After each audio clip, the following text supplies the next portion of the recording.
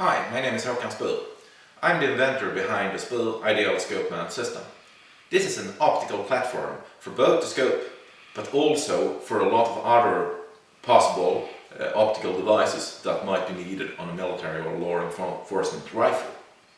It's both for a carbine, like an AR-15, but it's also very much for rifles like a TRG or an accuracy sniping rifle. Scope mounts have looked the same almost for 150 years, with almost no development at all. I started to look at the scope mount a couple of years ago and decided that I think there is a lot of improvement that could be made. The first solution that we make the mount as one piece. It's machined in 70-75 aluminum from bar stock. There is no extrusions, and we are using the highest quality material we can get.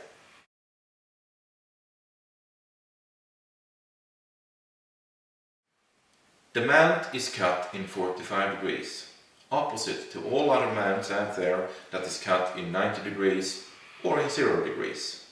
The point about cutting the mount in 45 degrees is to give the shooter a possibility to see his knobs from his shooting position. A very good example is the excellent Smith & Bender single-turn scope series, the PM2. They come with single-turn or they come with double-turn. The double-turns are a bit more visible, but the single-turns have very low knobs. That is very nice because they are not protruding so much. But from a shooter standpoint, behind the scope, he has a hard time seeing his knobs. By cutting the mount in 45 degrees, we get very flat, very thin sides, and the shooter can, from his shooting position, with minor head movement, see his knob settings. He can very quickly control if you have moved it, if it have been moved accidentally, or if you have the right setting. Very simple.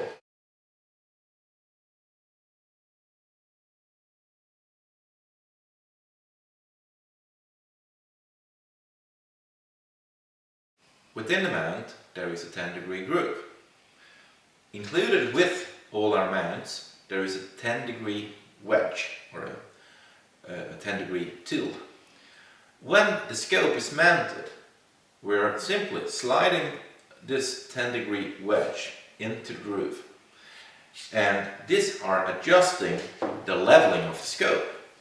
On a short-range hunting rifle or a military carbine, it's not really that important, but on a long-range gun it's extremely important that both the reticle is indexed, it's leveled right, as well as the knobs. The movement must be absolutely right. All quality scopes today, regardless if it's Hensoldt or Smith & Bender, Leopold, Nightforce, whatever, they have a flat side underneath of the scope. This is indexed to the knobs, to the movement and to the reticle. By sliding this wedge into the groove, we can easily adjust the leveling of the scope. It's so quickly, it's so conveniently, and you don't need any bubble level to do this right. There is a lot of other funny ways of do the leveling when the scope is installed, but here is so much simpler. Even though you are using this very simple tool, we strongly recommend that you always test fire your gun to check the movements. I think that should be done regardless of the method you are using.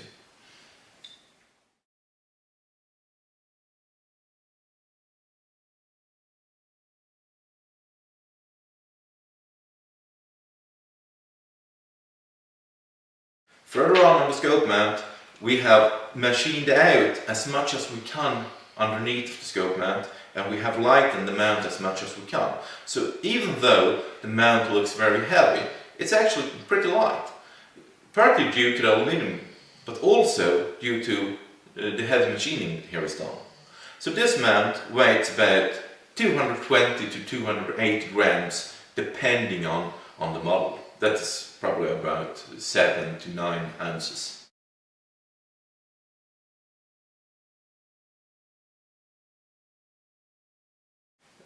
Within the mount we have also included a bubble level, a vial. This vial can be switched out to another one if it breaks without detaching the mount, without detaching the scope.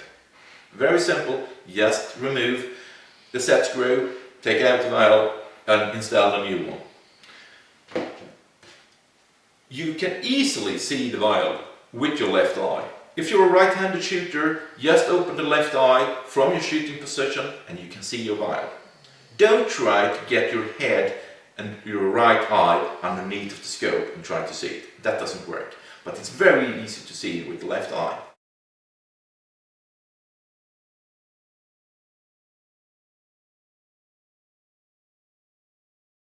The mount comes in a lot of different configurations. It comes with 0 cant, it comes with 6 mils or 20 MOA, some models come with 9 mils or 31 MOA, and some mounts come up with 44.4 MOA or 13 mils.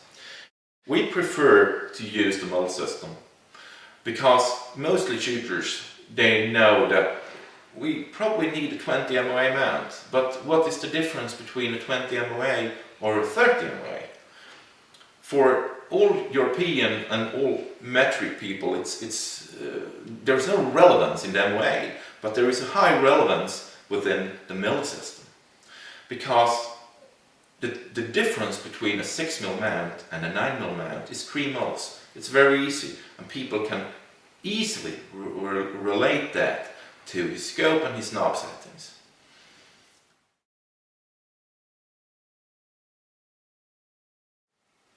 We have a wide range of accessories that can be mounted on to the scope mount.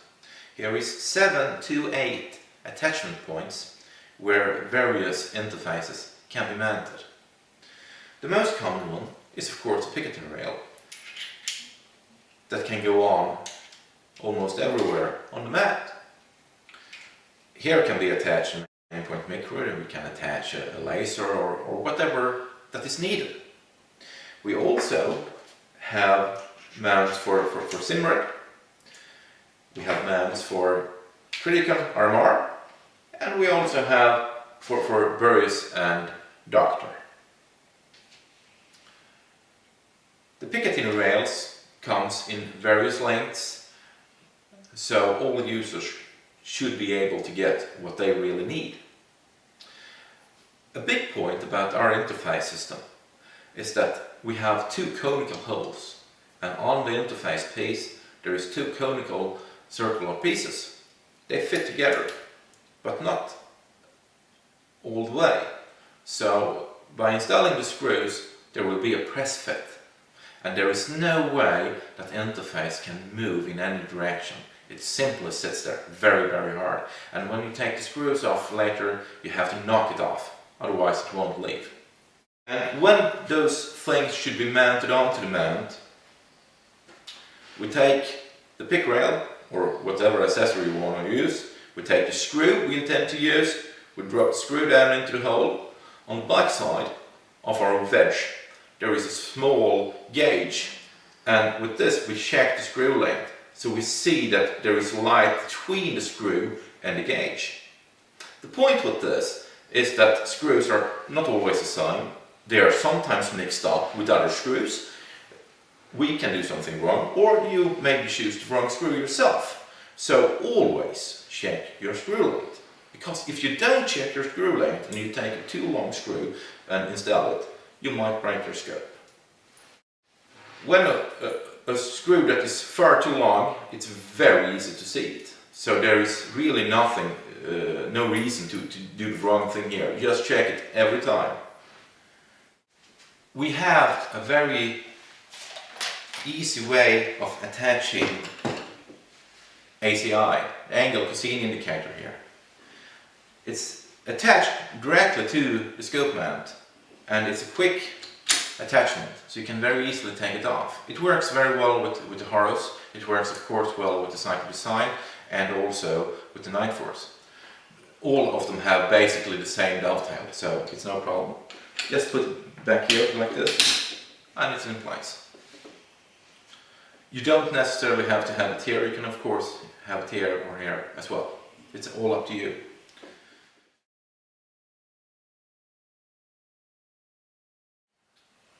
we see a very big use of secondary sights, both on a long-range sniper rifle like a 338 Lapula, like this one, where you maybe have dialed in on a target on 850 meters. Then you have a sudden threat on 150 meters. The secondary sight in that case is the solution to take care of the sudden threat you have, without having to redial your scope. Also, if you recently have engaged a target in this direction and you need to engage another target in that direction and your scope is set on fairly high magnification, you have a hard time finding your new target in your scope. But by looking first in your secondary sight, you find it very easily, and then you find it immediately in your scope. So it's so conveniently, even on a very heavy gun like the 338. On the carbine, we have made a solution where we lowered the secondary sight. In this case, we have the same distance from the buttstock up to the scope, as well as from the buttstock and up to the secondary sight. This way it's very fast to switch between scope and red dot sight. This also works very well on a hunting gun. Some people prefer to have it 45 degrees upwards, like on the TRG here. Some people really prefer to have it 12 o'clock, like on the T3 sniper rifle here. There is advantages with all kinds of placement. So this is really up to the individual user to decide if he wants it 12 o'clock or where he won't want it. But with this mounting system, you can have it exactly where you want. That's a very convenient way.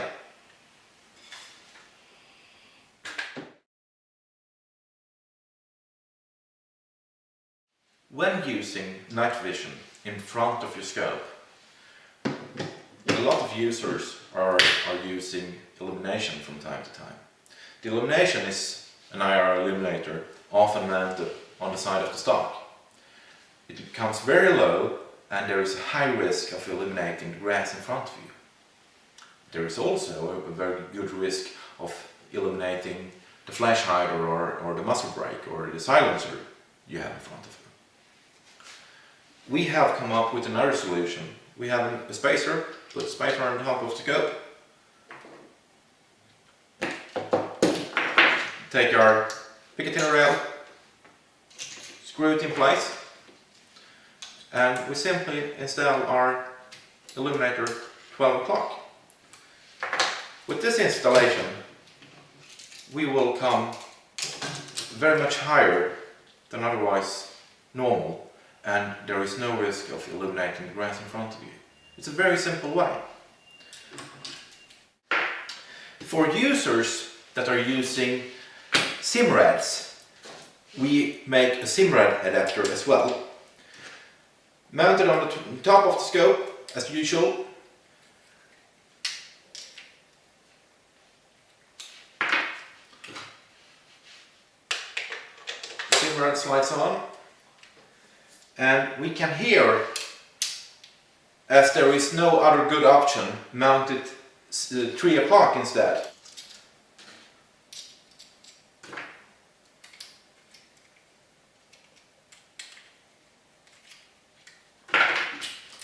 And now we also have a much higher mounting of the illuminator than we would have if we mounted it on the chassis or stock system.